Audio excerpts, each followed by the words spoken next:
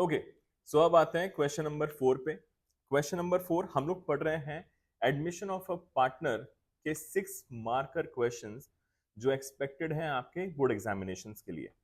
सो यहाँ पे question number 4 बोलता है Anikesh and Bhavesh, this is question number 4।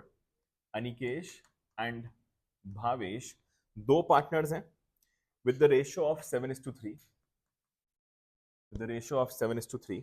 Their balance sheet as on 31st March 2023 was as follows. आपके पास balance sheet given है।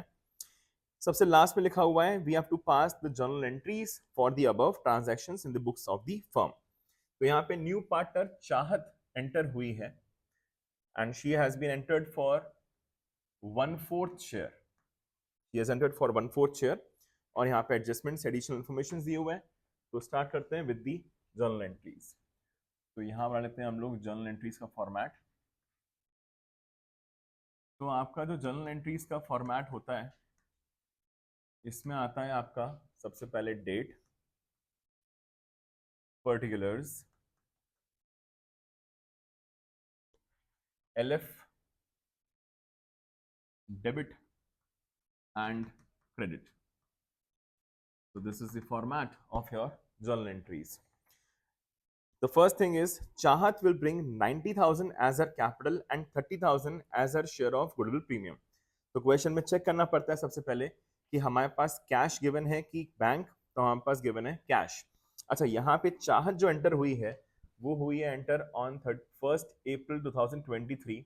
तो डेट आएगी आपकी यहाँ पर 1 अप्रैल।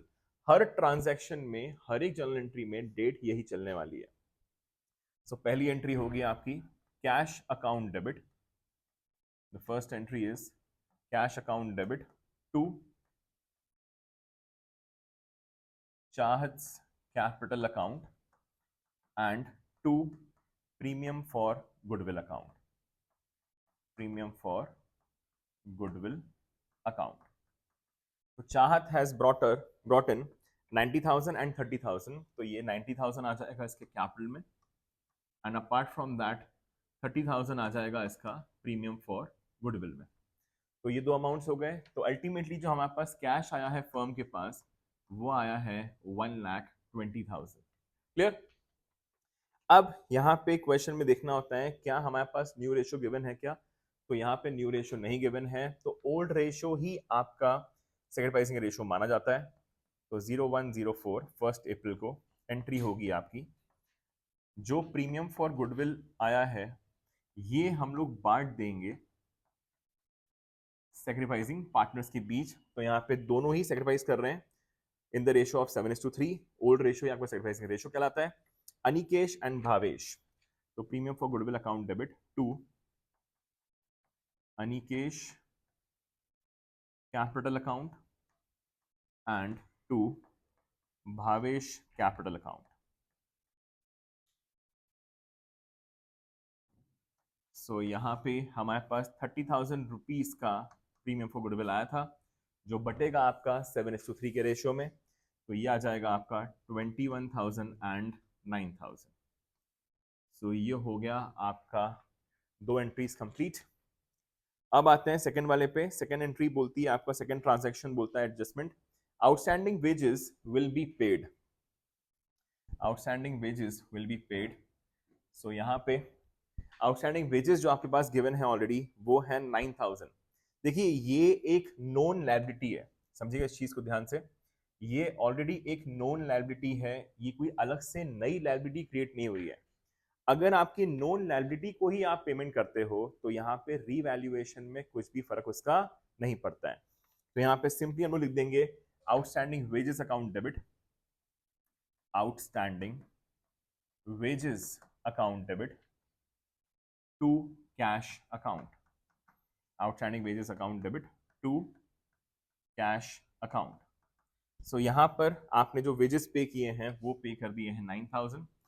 सो ये हो गया आपका 9,000 एंड 9,000। तो आपका कैश बैलेंस कम हो जाएगा और एक लायबिलिटी में आउटस्टैंडिंग वेजेस कम हो जाएगा। ओके, रीवैल्यूएशन से यहाँ पे कोई फर्क नहीं पड़ता। नेक्स्ट आता है आपका, नेक्स्ट एडजस्टमेंट दिया हुआ है additional information, that is stock will be reduced by 10%। अब स्टॉक एक एसेट है, उसकी वैल्यू कम हो रही है तो हमारी नुकसान है। तो एंट्री होगी यहाँ पे आपकी revaluation account debit, revaluation account debit to stock account.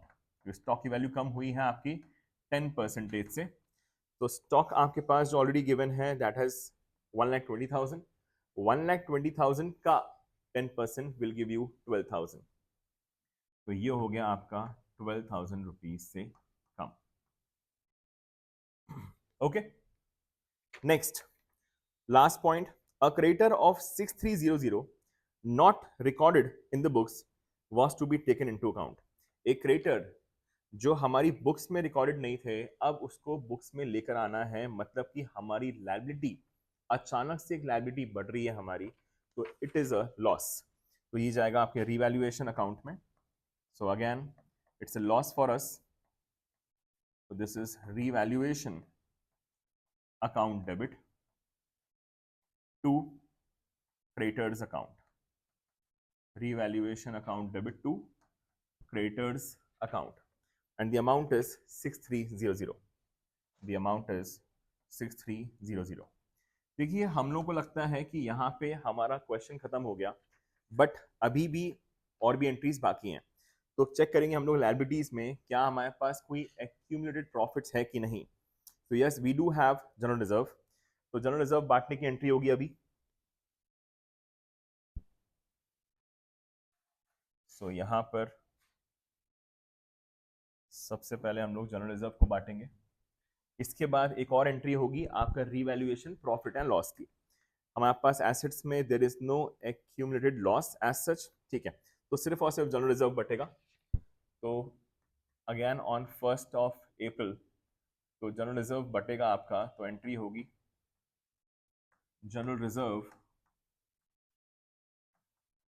Account debit to, ये बटेंगे आपके अनिकेश और भावेश को, तो ये बटेगा आपका अनिकेश और Bhavesh.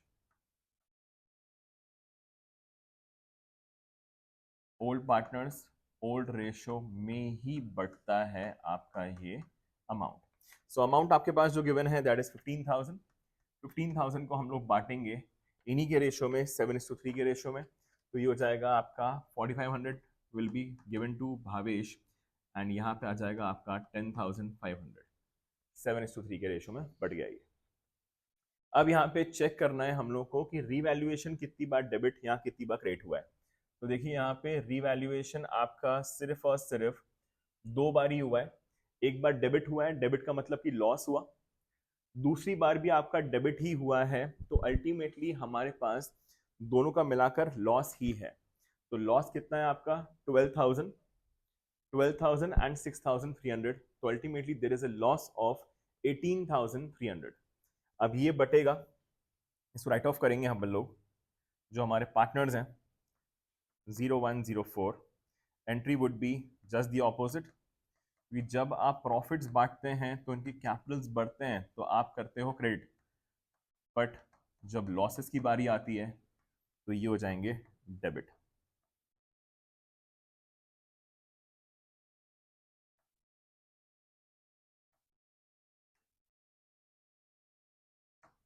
Capital account debit to revaluation account. So यहाँ पे हमारा जो अल्टीमेट लॉस है दैट इज 18,300, तो इसी 18,300 को हम लोग को बांटना है 7:3 के रेशो में, तो ये हो जाएगा आपका 5490, भावेश को मिलेगा 5490, और यहाँ पे इसके लिए आ जाएगा 12,810, 12,810, तो ये रहे आपके अमाउंट्स।